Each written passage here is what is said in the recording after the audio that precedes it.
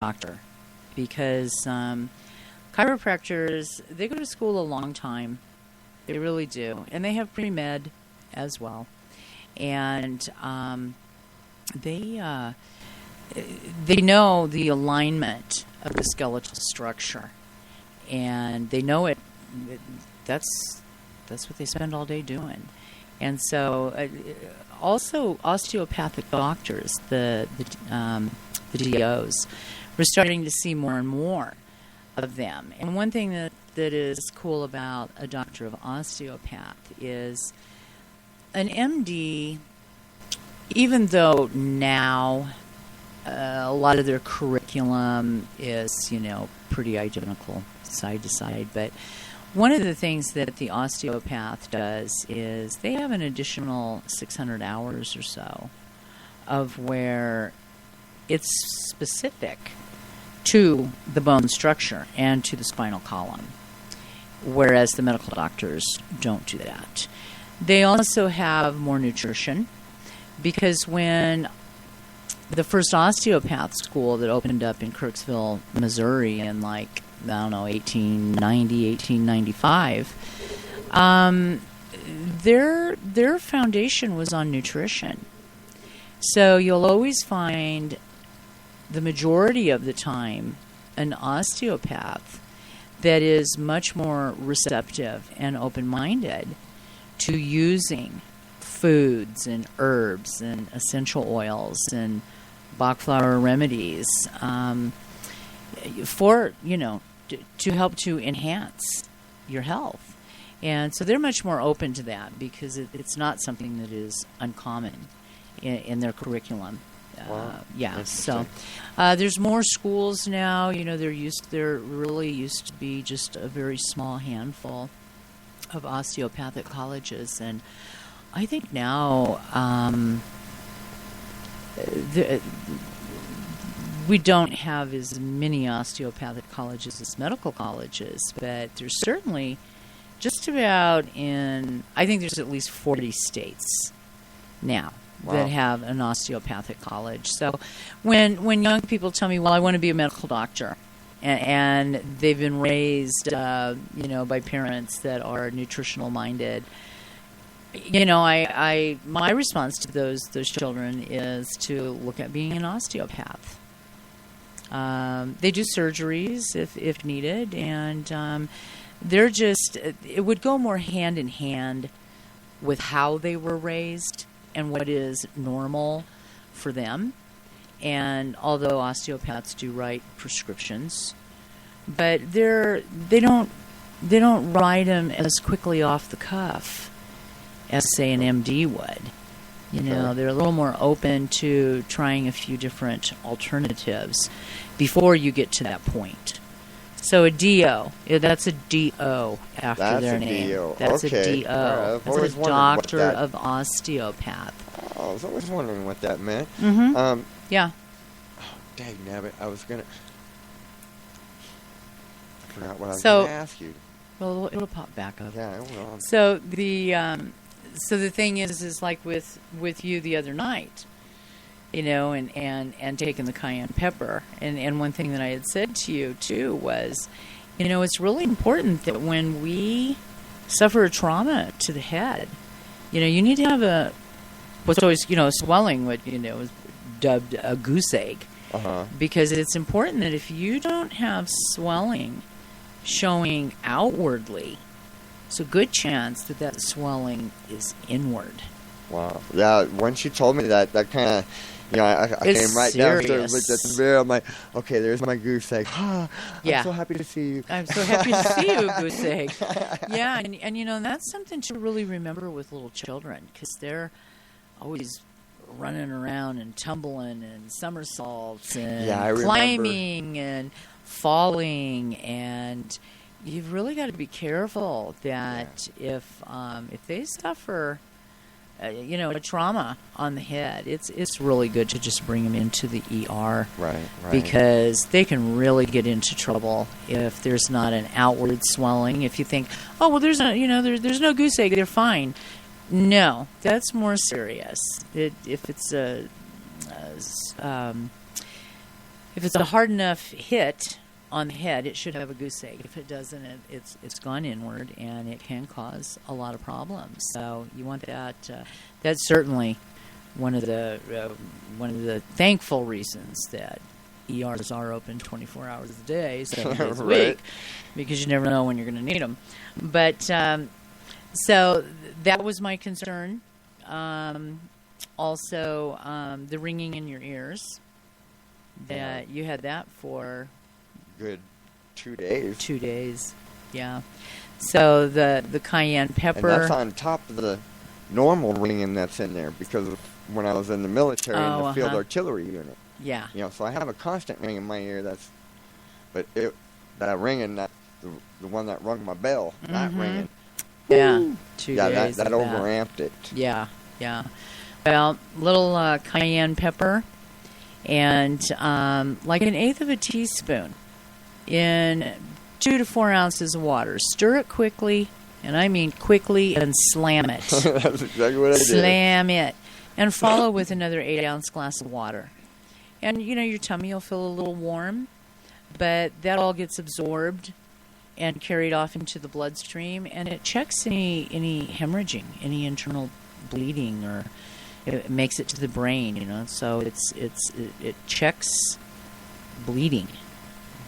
Well, it cauterizes it, stops it. Okay. Not if you're gushing and, right. profound injury, I'd probably pour some cayenne or black pepper into it. Yeah, internally. But, so the other things is ginger. For inflammation, turmeric, which is curcumin, and of course the cayenne pepper that we were just talking about. Coconut oil and kefir are excellent. Coconut oil, a half a teaspoon to a teaspoon twice a day. If you make smoothies, put a teaspoon of the coconut oil into the smoothie. It makes it very creamy, and it helps to satisfy you much longer. So, and coconut oil, it helps to lube you up internally. That medium chain fatty acids is absorbed very easily into the system, and it helps with lubricating the joints as well. And it's funny because when I lived in Missouri, I couldn't believe what was really commonplace for some of the people in the very small towns, what they would use when their knee was bothering them, or an ankle bothering them, or their elbow. It horrified me. WD-40. What? Yeah, they would rub WD-40 literally on their skin, over their joints. And he's over here shaking his head, yes. Wow. Have you heard of that before? Yeah, WD-40 in South Dakota. Oh, so it's not only Missouri, South Dakota. Wow. Yeah, WD-40. No thank you. Come on, your skin is your largest organ. I mean, how toxic to put that on your skin and have that absorbed into the tissue and the bloodstream. It's like, ooh, no thanks. Right. The other thing that they use that really, lots of ticks and stuff down there, and lots of bugs, and they would put kerosene. I've heard that. They would pour kerosene over the scalp. If there were ticks that they couldn't get out, to get the ticks to back out, and kerosene over where there were bites, and it was like, wow. I whoa. Stay away from my family. Stay away from my family. Don't you touch one of my children or grandchildren with that stuff. So, algae, chlorella, I've talked about chlorella before. Right. It's just like the king of algae. Hemp protein is excellent as a anti-inflammatory. Aloe vera, whole leaf aloe vera. That whole leaf aloe vera on kingdomofhealing.com is 10. It's concentrated so much that it's 10 times stronger than. So taking an ounce of the whole leaf aloe vera is equivalent to taking 10 ounces of a lot of the aloe vera juice that's on the shelves. Wow, that's a lot different. So 1 ounce. I mean, a shot right of the whole leaf aloe vera goes a long ways. Chia seeds, they're loaded with protein, essential fatty acids, flaxseed as well, and soak them. Fermented vegetables, that would be like, cabbage, sauerkraut, comes to mind. And pure water, and the water really, it should be the alkaline water. And, I was noticing the stores now are starting to sell alkaline water. Really? Yeah, $3.57 a gallon. Woo! So, when you start buying water by the gallons and you're using it all the time, you quickly realize that you can go through, 5 to 8 gallons of water a day. And so when you're looking at it like that, the alkaline water purifier at $8.95 is a great savings. And if you buy that outright and you let them know that I referred you they'll give you ask them about the $25 discount.